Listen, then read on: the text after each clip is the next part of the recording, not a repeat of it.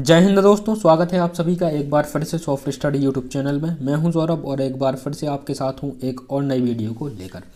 तो दोस्तों, आज की इस वीडियो में मध्य प्रदेश जीके के 60 महत्वपूर्ण क्वेश्चंस को डिस्कस करेंगे। 60 महत्वपूर्ण क्वेश्चंस को पढ़ेंगे, सीखेंगे और समझेंगे। इसके अलावा चैनल पर एक 100 मोस्ट इंपॉर्टेंट क्वेश्चंस की वीडियो आई थी, एक 30 मोस्ट इंपॉर्टेंट क्वेश्चंस की वीडियो आई थी और भी चैनल पर 30 मोस्ट इंपॉर्टेंट क्वेश्चंस की वीडियोस अपलोडेड हैं। तो लगभग दोस्तों चैनल पर आपको 15 वीडियो मिल जाएंगी एमपीजी से संबंधित। इसके डिस्क्रिप्शन में सभी का लिंक दिया हुआ है, यदि आपने उन्हें नहीं देखा है। मध्य प्रदेश पुलिस कांस्टेबल में एमपीजी से लगभग 10 क्वेश्चन आपके पूछे जा रहे हैं और जो क्वेश्चन आपके एमपीजी में पूछे जा रहे हैं उन्हीं पर आधारित यहाँ पर सभी वीडियोज़ में क्वेश्चन को कवर किया गया है। तो सभी वीडियो आपके लिए इंपॉर्टेंट है, सभी को आप देख सकते हैं इस वीडियो को देखने के बाद में, ठीक है, यदि नहीं देखा है तो दोस्तों वीडियो को स्टार्ट करेंगे। यदि आपको पसंद आती है तो इसे लाइक करना है, शेयर करना है। चैनल पर नए हैं तो अभी तक सब्सक्राइब नहीं किया है तो सब्सक्राइब करके बेल आइकन को भी प्रेस करना है ताकि यहाँ पर अपलोड की गई नेक्स्ट वीडियो की नोटिफिकेशन आपको सबसे पहले मिल जाए। तो दोस्तों स्टार्ट करेंगे इसे आज के पहले प्रश्न के साथ में। और आज का हमारा जो पहला प्रश्न है स्क्रीन पर देख पा रहे हैं, लिखा हुआ है मध्य प्रदेश में सर्वाधिक पाया जाने वाला खनिज कौन सा है। मध्य प्रदेश में सर्वाधिक मात्रा में पाया जाने वाला खनिज कौन सा है। दोस्तों मध्य प्रदेश में जो सबसे अधिक खनिज पाया जाता है वो होता है अपना कौन सा, ऑप्शन नंबर यहाँ पर जो करेक्ट हो जाएगा। सभी के आंसर आपको कमेंट बॉक्स में करते जाना है, यह वीडियो आपको लाइव रहेगी, ठीक है। तो सभी के कमेंट आपको जो है कमेंट बॉक्स में करते जाना है सभी के आंसर, ठीक है। और यहाँ पर 60 में से कितने क्वेश्चन सही होते हैं ये आपको कमेंट बॉक्स में अंत में बताना है, ठीक है। तो यहाँ पर इसका जो सही आंसर आपका हो जाएगा, क्या हो जाएगा, manganese. Option number C correct हो जाएगा, मैग्नीज। मैग्नीज जो है मध्य प्रदेश में सर्वाधिक मात्रा में पाया जाने वाला खनिज है और इससे संबंधित एक क्वेश्चन आपका एग्जाम में पूछा जा चुका है, ठीक है। देखिए मैग्नीज के उत्पादन में जो मध्य प्रदेश का बालाघाट है, बालाघाट, ठीक है, बालाघाट में सबसे अधिक मैग्नीज पाया जाता है और एशिया की सबसे बड़ी खदान यहाँ पर मौजूद है, ठीक है। कहाँ पर, भरवैली, यहाँ एक स्थान है कौन सा, भरवैली बालाघाट में एशिया की सबसे बड़ी मैग्नीज की खदान है। तो ये आपको याद रखना है, ठीक है। नेक्स्ट क्वेश्चन, निम्न में से कौन सा जोड़ा बेमेल है या फिर कौन सा जोड़ा यहाँ पर गलत होगा निम्न में से, ये आपको बताना है, ठीक है। तो अलमाई में क्या होता है यहाँ पर, कागज उत्पादन। इस प्रकार के क्वेश्चन आपके पूछे जा रहे हैं एग्जाम में, ठीक है। 4 ऑप्शन दे दिए जाते हैं और एक उसमें से गलत आपको छांटना होता है, ठीक है। तो देखिए क्या होता है यहाँ पर, अलमाई कागज उत्पादन, ठीक है, भीमबेटिका मैग्नीज, मझगुआ हीरा उत्पादन या फिर बेला ढीला लौह अयस्क उत्पादन। तो इसका जो सही आंसर हो जाएगा, जो यहाँ पर सही नहीं है 4 में से, भीमबेटिका मैग्नीज, ठीक है। मैग्नीज भीमबेटिका में नहीं बल्कि बालाघाट में सबसे अधिक पाया जाता है, ठीक है, जिसके बारे में अभी ऊपर बात की, ठीक है। अमलाई में क्या है, तो यहाँ पर कागज उत्पादन होता है, ठीक है। मझगुआ, पन्ना का स्थान है मझगुआ और यहाँ पर हीरा की खदान है और सबसे अधिक कैरेट का हीरा यहीं पर पाया गया था, ठीक है। बेलाढीला में क्या होता है, लोहे अयस्क का उत्पादन किया जाता है। नेक्स्ट क्वेश्चन, वर्ष 2001 से 2011 के दौरान इंदौर मध्य प्रदेश का सर्वाधिक जनसंख्या वृद्धि वाला जिला रहा, जिसमें 32.7% जनसंख्या वृद्धि देखी गई। इस दिशा में दूसरा स्थान किस जिले का है ये आपको बताना है, ठीक है। छिंदवाड़ा, रीवा, जबलपुर या फिर झाबुआ। तो इंदौर के बाद में सबसे बड़ा जो दूसरा जिला रहा झाबुआ रहा, ठीक है। ऑप्शन डी करेक्ट हो जाएगा, झाबुआ। इंदौर के बाद में झाबुआ में सबसे अधिक जनसंख्या वृद्धि देखी गई 2001 से 2011 की जनगणना के अनुसार, ठीक है। अगले क्वेश्चन की तरफ चलते हैं। निम्न सिंचाई परियोजना मध्य प्रदेश और उसके निकटवर्ती राज्य की संयुक्त निम्नलिखित जो सिंचाई परियोजना है ये मध्य प्रदेश और निकटवर्ती राज्य की जो पड़ोसी राज्य हैं उनकी सम्मिलित परियोजनाएं हैं, ठीक है। एक परियोजना बताना है आपको जो बेमेल है, जो सही नहीं है। तो देखिए बाघ परियोजना यह महाराष्ट्र के साथ में, ठीक है। शबनाई परियोजना उड़ीसा, राजघाट परियोजना उत्तर प्रदेश और साकेदाना परियोजना आपकी गुजरात। तो इसमें से कौन सी बेमेल है, कौन सा जोड़ा सही नहीं है, ऑप्शन डी करेक्ट हो जाएगा, साकेदाना परियोजना। यह मध्य प्रदेश और गुजरात की संयुक्त परियोजना नहीं है। इसके अलावा आपकी बाघ परियोजना महाराष्ट्र, सबनाई परियोजना उड़ीसा और राजघाट परियोजना उत्तर प्रदेश, ये जो है मध्य प्रदेश और इन राज्यों की संयुक्त परियोजना है। राजघाट परियोजना इंपॉर्टेंट है, ये आपकी क्वेश्चन में ये आपके एग्जाम में क्वेश्चन यहाँ से बन सकता है, ठीक है। राजघाट परियोजना मध्य प्रदेश और किस राज्य की संयुक्त सिंचाई परियोजना है? तो मध्य प्रदेश और उत्तर प्रदेश की संयुक्त सिंचाई परियोजना है राजघाट परियोजना। चलते हैं अगले प्रश्न की तरफ। मध्य प्रदेश में कुल 9 राष्ट्रीय उद्यान और 25 अभयारण्य हैं। मध्य प्रदेश में 9 राष्ट्रीय उद्यान और 25 अभयारण्य हैं। ये मध्य प्रदेश के कुल वन के कितने प्रतिशत क्षेत्र में? तो सबसे पहले तो यहाँ पर मध्य प्रदेश में 9 राष्ट्रीय उद्यान नहीं है बल्कि 11 राष्ट्रीय उद्यान है, ठीक है। कितने राष्ट्रीय उद्यान है मध्य प्रदेश में? 11 राष्ट्रीय उद्यान है, तो ये आपको याद रखना है। यहाँ पर 9 आपके प्रमुख हो जाते हैं, जैसे कान्हा किसली राष्ट्रीय उद्यान, बांधवगढ़, माधव, पन्ना, संजय, पेंच, सतपुड़ा, वन विहार, जीवाश्म, ठीक है, ये आपके हैं। इसके बाद में एक डायनासोर राष्ट्रीय उद्यान और आपका कूनो राष्ट्रीय उद्यान है, तो ये आपको याद रखने 11 राष्ट्रीय उद्यान है। और यहाँ पर आपके 25 अभ्यारण्य, ठीक है। आपको देखिए 25 अभ्यारण्य हैं प्रमुख, इसके अलावा कुछ प्रस्तावित हैं, तो कहीं कहीं 31 भी अभ्यारण्य आपको देखने को मिलेंगे, लेकिन 25 अभ्यारण्य वर्तमान में हैं। मुकेश महेश्वरी की जो बुक है इसमें 25 अभ्यारण्य दिए हुए हैं, ठीक है, तो ये आप याद रखना है। तो कितने प्रतिशत भाग है ये मध्य प्रदेश की कुल भूमि का? तो ये हो जाता है दोस्तों आपका कितने 10.5%। ऑप्शन नंबर बी इसका करेक्ट हो जाएगा। 10.5% भाग पर राष्ट्रीय उद्यान और राष्ट्रीय अभ्यारण्य मध्य प्रदेश के हैं, ठीक है। अगला क्वेश्चन, ग्रामीण क्षेत्रों की भूमिहीन निर्धन महिलाओं की सहायता के लिए मध्य प्रदेश में कौन सी योजना चलाई जा रही है? ग्रामीण क्षेत्रों की भूमिहीन निर्धन महिलाओं की सहायता के लिए कौन सी योजना चलाई जा रही है? तो यहाँ पर कौन सी आयुष्मती योजना चलाई जा रही है? ऑप्शन नंबर बी इसका करेक्ट हो जाएगा, आयुष्मती योजना, ठीक है। आयुष्मती योजना के बाद आपको एक और योजना जो यहाँ पर दी गई है वात्सल्य योजना। तो वात्सल्य योजना आपको याद रखनी है।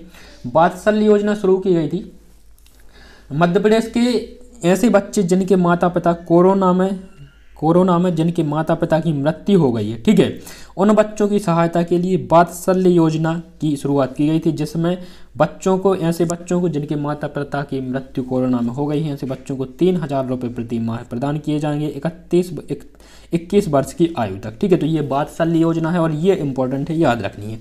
अगला क्वेश्चन, मध्य प्रदेश सरकार द्वारा चलाया जा रहा अंत्योदय कार्यक्रम किस नाम से जाना जाता है? मध्य प्रदेश सरकार द्वारा चलाया जा रहा अंत्योदय कार्यक्रम किस नाम से जाना जाता है? तो दोस्तों अंत्योदय कार्यक्रम जो आपका जाना जाता है, ये जाना जाता है दीनदयाल अंत्योदय कार्यक्रम के नाम से। ऑप्शन डी इसका सही हो जाता है। नेक्स्ट है, मध्य प्रदेश की कौन सी सिंचाई परियोजना राज्य की प्रथम अंतरघाटीय परियोजना है? मध्य प्रदेश की कौन सी सिंचाई परियोजना राज्य की प्रथम अंतरघाटीय परियोजना है? तो मध्य प्रदेश की जो है चोरल सिंचाई परियोजना, ऑप्शन सी हो जाता है यहाँ पर चोरल सिंचाई परियोजना। किस नदी पर स्थित है चोरल सिंचाई परियोजना? तो ये आपकी चंबल नदी पर स्थित है, चंबल नदी पर स्थित चोरल सिंचाई परियोजना। और इसके अंतर्गत आपका गांधी सागर, जवाहर सागर और राणा प्रताप सागर, ठीक है, ये तीनों बांध आते हैं। इसके साथ साथ कोटा बैराज जो बांध है, जो परियोजना है, ये सभी आपकी जो परियोजना है चोरल सिंचाई परियोजना के अंतर्गत आती हैं, ठीक है, जो भी चंबल पर स्थित है। चलते हैं नेक्स्ट क्वेश्चन की तरफ। अगला क्वेश्चन है, आपकी सरकार आपके द्वार नामक परियोजना, आपकी सरकार योजना, ठीक है, आपकी सरकार आपके द्वार नामक योजना जो है इसकी शुरुआत कब की गई थी?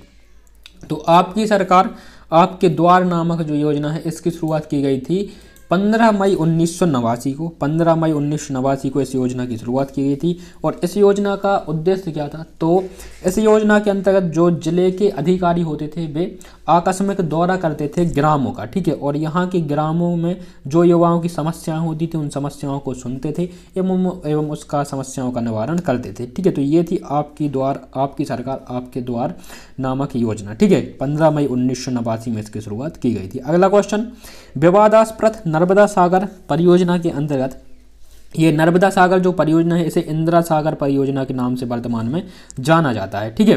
तो यहाँ पर ये जो है नर्मदा सागर बांध खंडवा में, ठीक है, जिले में कहाँ पर निर्माणरत है, ठीक है। तो ये निर्माणरत था, लेकिन इससे पूर्ण कर लिया गया पुनः सा, इसका सही आंसर हो जाएगा ऑप्शन नंबर ए, ठीक है। नेक्स्ट क्वेश्चन की तरफ चलते हैं। अगला है, 1 नवंबर 1956 से अब तक मध्य प्रदेश में मुख्यमंत्री पद पर लगातार सर्वाधिक काल तक बने रहे हैं। 1 नवंबर 1956 से अभी तक मध्य प्रदेश के मुख्यमंत्री पद पर रहने वाले, सर्वाधिक काल तक रहने वाले जो मुख्यमंत्री हैं ये कौन है, ये आपको बताना है, ठीक है। तो ये क्वेश्चन आपका पूछा गया था 13 जनवरी की जो पहली शिफ्ट थी उसमें यह क्वेश्चन आपका बना था, ठीक है। कौन है?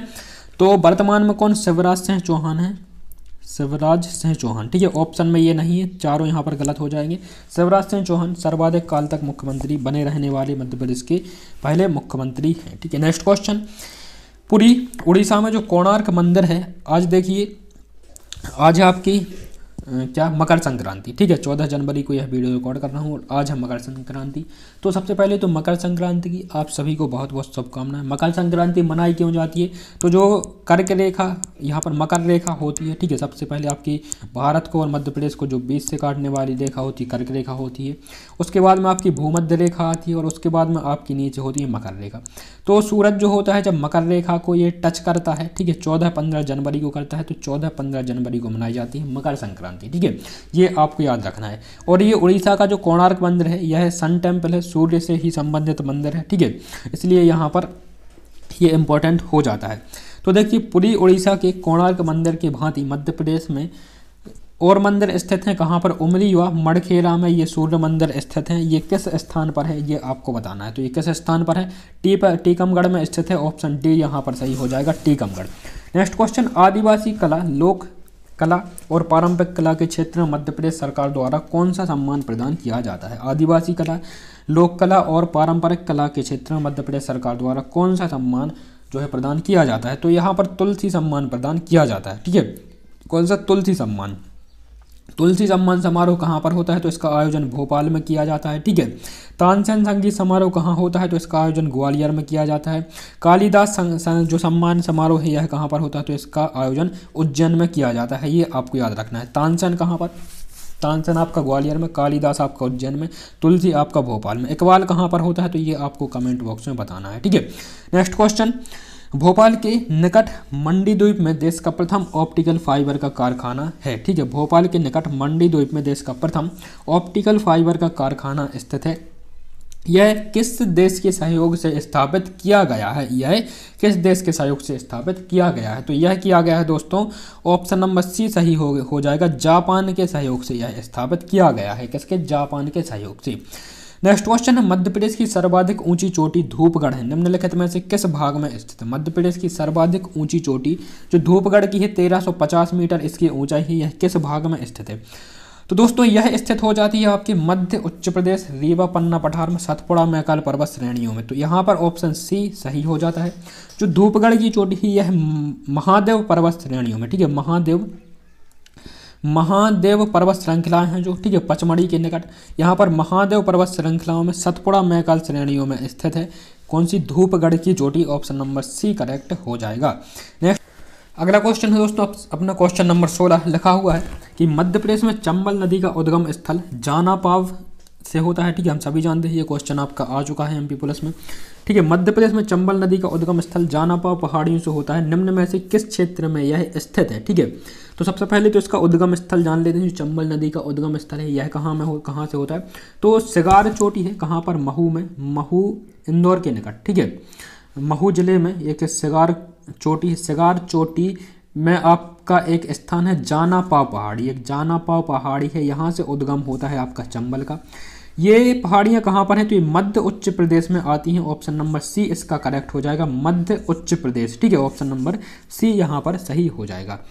इसके अलावा चंबल नदी की यदि हम लंबाई की बात करते हैं तो चंबल नदी की लंबाई आपको याद रखनी है, 965 किलोमीटर चंबल नदी की लंबाई है। और चंबल नदी पर एक जलप्रपात स्थित है, कौन सा, चूलिया जलप्रपात। चूलिया जलप्रपात ये भी आपका क्वेश्चन बन चुका है। तो चूलिया जलप्रपात कहाँ पर स्थित है, चंबल नदी पर स्थित है। बढ़ते हैं नेक्स्ट क्वेश्चन की तरफ। अगला है, ताप्ती नदी का उद्गम स्थल निम्नलिखित में से कौन सा है। ताप्ती नदी का उद्गम स्थल निम्नलिखित में से कौन सा है।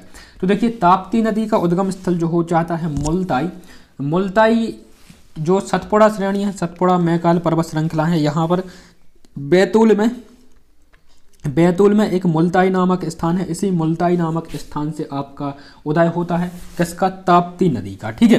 नेक्स्ट क्वेश्चन की तरफ बढ़ते हैं। ग्रीष्मकाल में मध्य प्रदेश का सर्वाधिक गर्म स्थल निम्नलिखित में से कौन सा है। ग्रीष्मकाल में गर्मियों के समय में मध्य प्रदेश का सर्वाधिक गर्म स्थान कौन सा होता है, तो ग्वालियर हो जाता है। ऑप्शन नंबर डी, ग्वालियर सर्वाधिक गर्म स्थान हो जाता है गर्मियों के समय में, ग्रीष्म ऋतु में, ठीक है। नेक्स्ट क्वेश्चन है, शीतकाल में मध्य प्रदेश का सर्वाधिक ठंडा स्थल निम्नलिखित में से कौन सा है। शीतकाल में नर्मदा का सर्वाधिक ठंडा स्थल निम्नलिखित में से कौन सा है?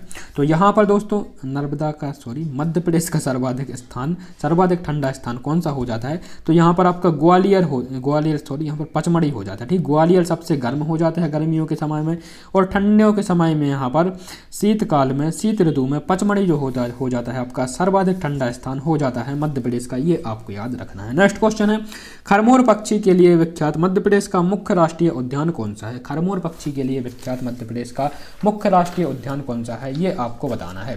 तो दोस्तों देखिए, जो खरमोर पक्षी के लिए मध्य प्रदेश का जो मुख्य राष्ट्रीय उद्यान है ये कौन सा है? तो ये है आपका सैलाना राष्ट्रीय उद्यान नहीं है, ये राष्ट्रीय अभ्यारण्य। ठीक है, ये उद्यान यहाँ से काटते हैं अपन, अभ्यारण्य आपके प्रादेशिक होते हैं। ठीक, उद्यान जो होते हैं वो आपके राष्ट्रीय होते हैं। तो ये अभ्यारण्य है, और अभ्यारण्य कौन सा है? सैलाना अभ्यारण्य है। खरमोर पक्षी के लिए यहाँ पर संरक्षण प्रदान किया गया है सैलाना अभ्यारण्य में। ठीक है, मध्य प्रदेश में कितने उद्यान है? तो 11 उद्यान और 25 अभ्यारण्य, ये आपको याद रखना है। नेक्स्ट क्वेश्चन है, राज्य पुनर्गठन आयोग के अध्यक्ष कौन है? राज्य पुनर्गठन आयोग के अध्यक्ष कौन है? तो राज्य पुनर्गठन आयोग के अध्यक्ष कौन है दोस्तों? यहाँ पर ऑप्शन नंबर जो सही हो जाएगा फजल अली। फजल अली आयोग का गठन किया गया था सन 1953 में, 1953 में किया गया था। इसी के अंतर्गत मध्य प्रदेश राज्य की स्थापना की गई थी। और कब की गई थी? तो 1956 में की गई थी फजल अली आयोग की अनुशंसा पर। ठीक है, और भाषाई आधार पर राज्य का पुनर्गठन होने वाला जो प्रथम राज्य था वो कौन सा था? तो आंध्र प्रदेश था। 28 दिसंबर 1953 में आंध्र प्रदेश की स्थापना की गई थी। भाषा के आधार पर गठित होने वाला प्रथम देश का राज्य था आंध्र प्रदेश, और फजल अली आयोग की अनुशंसा पर इन राज्यों का गठन किया गया। ठीक है, नेक्स्ट क्वेश्चन है, निम्नलिखित में से किस वृक्ष से गोंद प्राप्त होती है? ठीक है, निम्नलिखित में से किस वृक्ष से गोंद प्राप्त होती है? ठीक है, बबूल के, झावड़ा के, खैर के, या फिर किसके? सागौन के। तो किस वृक्ष से यहाँ पर गोंद प्राप्त होती है? बबूल के वृक्ष से गोंद प्राप्त होती है। ऑप्शन नंबर ए सही हो जाएगा, बबूल का वृक्ष। नेक्स्ट क्वेश्चन, मध्य प्रदेश में तेंदुपत्ता सर्वाधिक निम्नलिखित में से किस उद्योग में प्रयुक्त होता है? तेंदुपत्ता का उपयोग किस उद्योग में किया जाता है? तो ये किया जाता है किस उद्योग में? सभी जानते हैं, हम जानते हैं, आप जानते हैं, और सभी लोग जानते हैं, बीड़ी उद्योग में तेंदुपत्ता का उत्पादन किया जाता है। ठीक है, उपयोग किया जाता है। ऑप्शन नंबर सी इसका सही हो जाता है। चलते हैं अगले प्रश्न की तरफ, और अगला है, मध्य प्रदेश में सर्वाधिक कौन सा राष्ट्रीय उद्यान सर्वप्रथम कौन सा राष्ट्रीय उद्यान स्थापित किया गया? मध्य प्रदेश में सर्वप्रथम कौन सा राष्ट्रीय उद्यान स्थापित किया गया? तो मध्य प्रदेश में सर्वप्रथम राष्ट्रीय उद्यान स्थापित किया गया कान्हा किसली राष्ट्रीय उद्यान। ऑप्शन सी इसका करेक्ट हो जाएगा। कब किया गया था? तो 1955 में इसका किया गया था। ठीक है, इसके अलावा टाइगर मध्य प्रदेश में सर्वप्रथम कान्हा किसली राष्ट्रीय उद्यान को ही टाइगर प्रोजेक्ट में शामिल किया गया। कब किया गया था? तो 1973-74 में इसे टाइगर प्रोजेक्ट में शामिल किया गया था। ठीक है, तो दोनों में जो अपना हो जाता है यहाँ पर कान्हा किसली राष्ट्रीय उद्यान सही हो जाएगा। ठीक है, नेक्स्ट क्वेश्चन है, निम्नलिखित में से कौन सा नगर नर्मदा नदी के किनारे नहीं बसा है? ठीक है, निम्नलिखित में से कौन सा शहर नर्मदा नदी के किनारे स्थित नहीं है? नरसिंहपुर, होशंगाबाद, बुरहानपुर, या फिर मंडरा। तो इसमें से जो आपका हो जाएगा Burhanpur. Option number C, Burhanpur जो है ये नर्मदा नदी के तट पर नहीं है। एक क्वेश्चन पूछा जाता है कि मध्य प्रदेश का दक्षिणतम शहर कौन सा है? दक्षिणतम, ठीक है, सबसे दक्षिणी शहर कौन सा है? तो बुरहानपुर जो है मध्य प्रदेश का सबसे दक्षिणी शहर है। ठीक है, ये आपको याद रखना है। नेक्स्ट क्वेश्चन है, मध्य प्रदेश में औसत वार्षिक वर्षों में असमानता का प्रमुख कारण क्या है? मध्य प्रदेश, क्वेश्चन को एक बार फिर से पढ़ते हैं, अच्छे से पढ़ते हैं। ठीक है, मध्य प्रदेश में औसत वार्षिक वर्षों में वर्षा का असमानता का प्रमुख कारण बताना है। ठीक है, वार्षिक औसत वर्षों में, क्वेश्चन थोड़ा सा यहाँ पर गलत है। मध्य प्रदेश में औसत वार्षिक वर्षों में वर्षा का असमानता का प्रमुख कारण क्या है, ये आपको बताना है। ठीक है, तो राज्य की भौतिक बनावट, ऑप्शन सी इसका करेक्ट हो जाएगा। राज्य की भौतिक बनावट के कारण पूरे प्रदेश में जो वर्षा होती है उसमें असमानता पाई जाती है। ठीक है, नेक्स्ट क्वेश्चन है, गोविंद बल्लभ पंत सागर का विस्तार उत्तर प्रदेश व आधा मध्य प्रदेश दोनों राज्यों में है। यह मध्य प्रदेश के किस जिले में? ठीक है, तो गोविंद बल्लभ पंत सागर का विस्तार उत्तर प्रदेश और आधा जो है यह मध्य प्रदेश में। तो यह मध्य प्रदेश के किस जिले में? तो यहाँ पर किस जिले में? यह सीधी में। ऑप्शन सही हो जाएगा, सीधी में। सीधी मध्य प्रदेश के सीधी जिले की सीमा है जो कि आपकी उत्तर प्रदेश से टच होती है, तो स्वाभाविक सी बात है जो जिला आपका बॉर्डर पर होगा संयुक्त परियोजना उसी जिले में यहाँ पर बनाई जाएंगी। ठीक है, जो सिंचाई परियोजना होती है उसी जिले में स्थापित की जाती हैं। ठीक है, तो यहाँ पर ऑप्शन नंबर ए करेक्ट हो जाएगा, सीधी जिला। नेक्स्ट क्वेश्चन है, सिवनी जिले में स्वतंत्रता संग्राम प्रारंभ किया गया था, किसके द्वारा किया गया था? तो यहाँ पर 1857 के स्वतंत्रता संग्राम की बात हो रही है। ठीक है, और 1857 में जो सिवनी जिले में स्वतंत्रता संग्राम किसने प्रारंभ किया था? तो ये किया था दोस्तों जटार ने। ऑप्शन नंबर ए सही हो जाता है, जटार।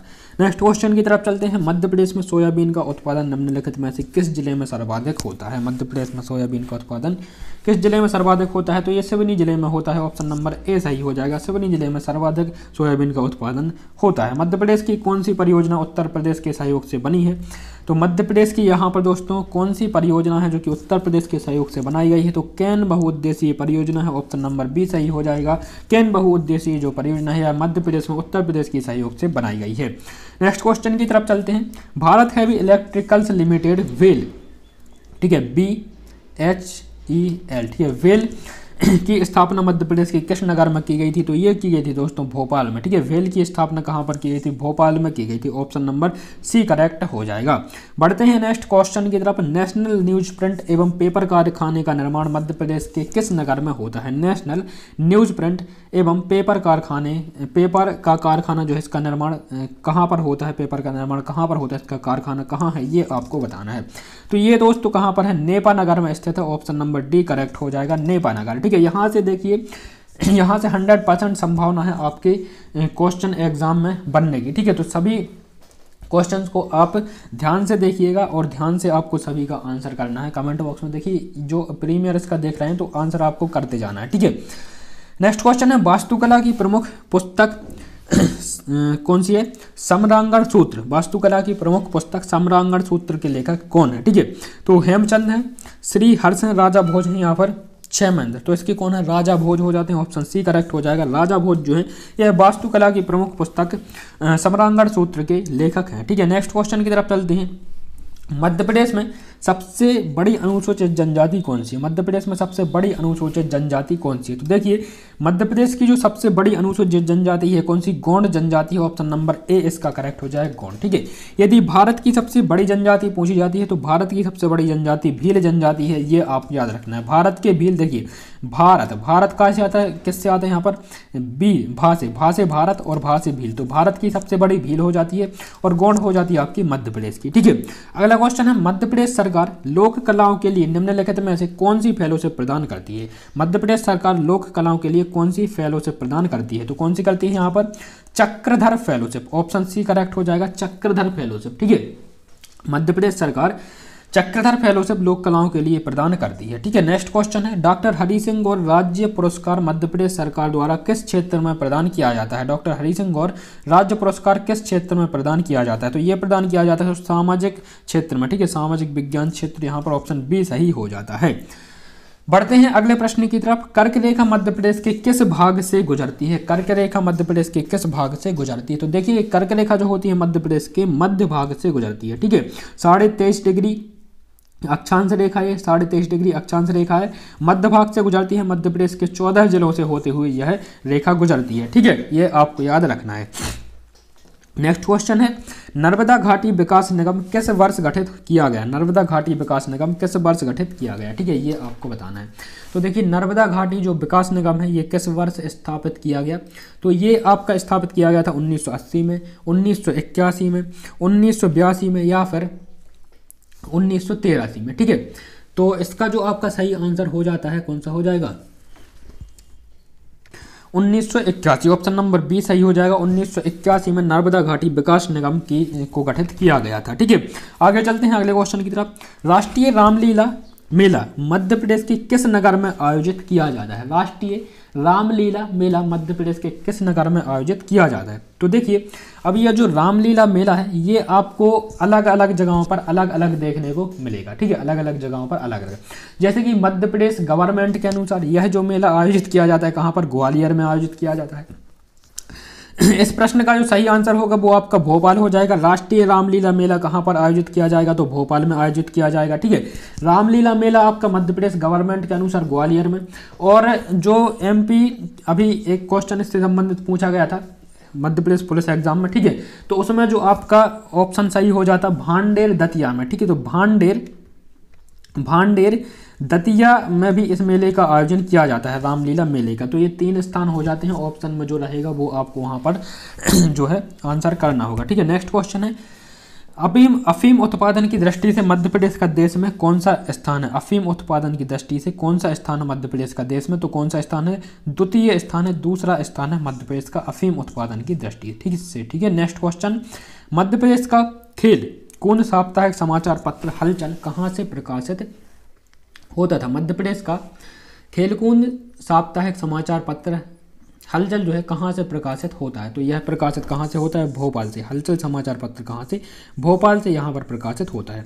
अगला प्रश्न है, निम्नलिखित में से मध्य प्रदेश के मुख्यमंत्री का कार्यकाल सबसे कम रहा, तो किसका कार्यकाल सबसे कम रहा है ये बताना है। ठीक है, तो किसका कार्यकाल सबसे कम रहा है, राजा नरेश चंद्र का कार्यकाल सबसे कम रहा। ठीक है, नेक्स्ट क्वेश्चन, अफीम उत्पादन की दृष्टि से मध्य प्रदेश का कौन सा स्थान है, तो दूसरा स्थान है, इसे अपन देख चुके हैं। नेक्स्ट क्वेश्चन है, भोपाल ट्रेजेडी नामक पुस्तक के रचयिता कौन है। भोपाल ट्रेजेडी पुस्तक के रचयिता कौन है, तो ये जो है किस पर, अरुण सुब्रमण्यम, अरुण सुब्रमण्यम जो है भोपाल ट्रेजेडी नामक पुस्तक के रचयिता हैं। जो आपकी भोपाल गैस त्रासदी हुई थी 1984 में 2 और 3 दिसंबर की रात को। ठीक है, इसी त्रासदी पर यह भोपाल ट्रेजेडी नामक पुस्तक लिखी गई है अरुण सुब्रमण्यम जी के द्वारा। ठीक है, नेक्स्ट क्वेश्चन है, मध्य प्रदेश की बहुप्रतीक्षित नर्मदा सागर परियोजना कब प्रारंभ हुई थी, तो बहुप्रतीक्षित नर्मदा सागर परियोजना है, यह प्रारंभ हुई थी दोस्तों 1987 में। कब हुई थी, 1987 में, 18 नवंबर 1987 में। ठीक है, यह नर्मदा सागर परियोजना जो है इंदिरा सागर परियोजना के नाम से जिसे जाना जाता है। 1887 में 1987 में 18 नवंबर 1987 में इसकी शुरुआत की गई थी, प्रारंभ इसे किया गया था। ठीक है, नेक्स्ट क्वेश्चन है, मध्य प्रदेश सरकार द्वारा दिए जाने वाले पुरस्कारों सम्मानों में कौन सा सम्मिलित नहीं है। ठीक है, तो मध्य प्रदेश सरकार द्वारा कौन सा सम्मान पुरस्कार नहीं दिया जाता है ये बताना है। तुलसी सम्मान, कालिदास सम्मान, तानसेन सम्मान या फिर आर्यभट्ट सम्मान। ठीक है, तो कौन सा नहीं दिया जाता, आर्यभट्ट सम्मान मध्य प्रदेश सरकार द्वारा नहीं दिया जाता है।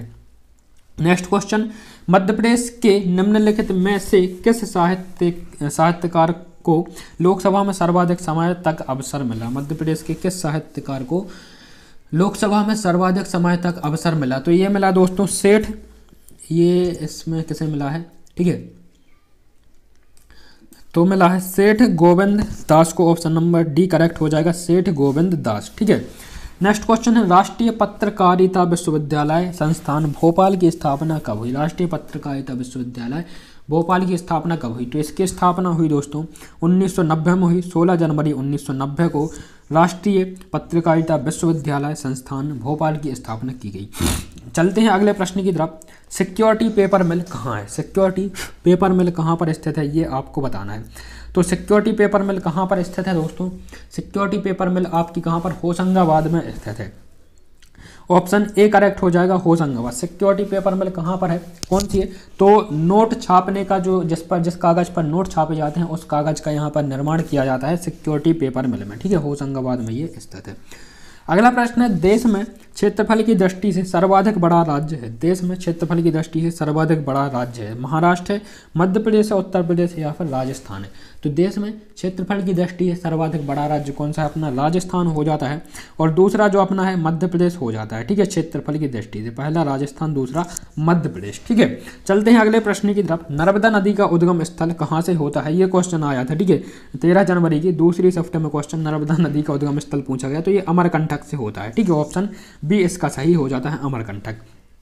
अगला प्रश्न है, मध्य प्रदेश की सीमा को छूने वाला राज्य। मध्य प्रदेश की सीमा को छूने वाले कितने राज्य हैं, तो 5 राज्य हो जाते हैं मध्य प्रदेश को सीमा को छूने वाले। उत्तर में आपका उत्तर प्रदेश, ठीक है, आपका जो पूर्व में आपका छत्तीसगढ़ हो जाता है। ठीक है, पश्चिम में कौन सा हो जाता है, पश्चिम में अपना हो जाता है कौन सा, यहाँ पर महाराष्ट्र हो जाता है, और यहाँ पर पश्चिम में हो जाते हैं अपने ये अपने कौन सा गुजरात और जो हो जाता है राजस्थान, और दक्षिण में अपना महाराष्ट्र हो जाता है। ये 5 राज्य हैं जो कि मध्य प्रदेश की सीमा को छूते हैं। ठीक है, नेक्स्ट क्वेश्चन है, मध्य प्रदेश में चांदनी तापीय विद्युत केंद्र निम्नलिखित में से किस स्थान पर स्थापित हुआ? मध्य प्रदेश में चांदनी तापीय विद्युत केंद्र किस स्थान पर स्थापित हुआ? तो ये जो स्थापित हुआ ये कहाँ पर स्थापित हुआ? ये स्थापित हुआ दोस्तों नेपानगर में। ऑप्शन नंबर सी इसका करेक्ट हो जाएगा, नेपानगर। ठीक है, नेक्स्ट क्वेश्चन, मध्य प्रदेश के जल प्रपात व उनसे संबंधित नदियों के जोड़े नीचे दिए गए हैं, इसमें से आपको बताना है कि कौन सा गलत है। ठीक है, तो कपिलधारा जलप्रपात है, ये आपका नर्मदा नदी पर स्थित है। जलप्रपात से संबंधित एक वीडियो बनाई गई थी आपकी, वाटरफॉल से संबंधित, लिंक डिस्क्रिप्शन में दिया गया है। बहुत अच्छे ट्रिक से वहाँ पर याद कराए गए हैं, उन्हें आप देख सकते हैं। ठीक है, कपिलधारा कहाँ पर है? ये नर्मदा नदी पर है, तो ऑप्शन ए ही इसका सही हो जाएगा। ये जो है ये गलत हो जाएगा, मतलब ये इस क्वेश्चन का आंसर सही हो जाएगा, लेकिन ये कपिलधारा है, ये आपका ताप्ती नदी पर स्थित नहीं है, ये नर्मदा नदी पर स्थित है। ठीक है, तो आपका कपिलधारा हो जाता है, और धुआंधार जो हो जाता है ये आपकी नर्मदा नदी पर है। चचाई आपका बीहड़ नदी पर है, और भागलकुंड जो है भालकुंड ये आपका बेतवा नदी पर स्थित है। ठीक है, अगला प्रश्न, मध्य प्रदेश में विश्वविख्यात चंदेरी की साड़ियाँ निम्नलिखित में से कहाँ पाई जाती हैं? तो चंदेरी की साड़ियाँ कहाँ पर पाई जाती हैं दोस्तों?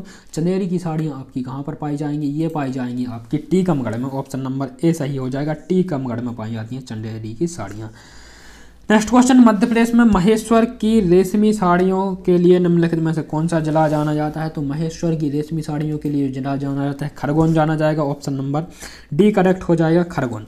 नेक्स्ट, मध्य प्रदेश में भैरवगढ़ के कलात्मक वस्त्र छपाई का केंद्र कहाँ पर है? तो भैरवगढ़ के कलात्मक वस्त्र छपाई का केंद्र आपका उज्जैन में है। ऑप्शन नंबर डी सही हो जाता है, उज्जैन। नेक्स्ट है, मध्य प्रदेश में औद्योगिक दृष्टि से उन्नत जिलों में कौन सा जिला शामिल नहीं है? तो कौन सा जिला शामिल नहीं है यहाँ पर?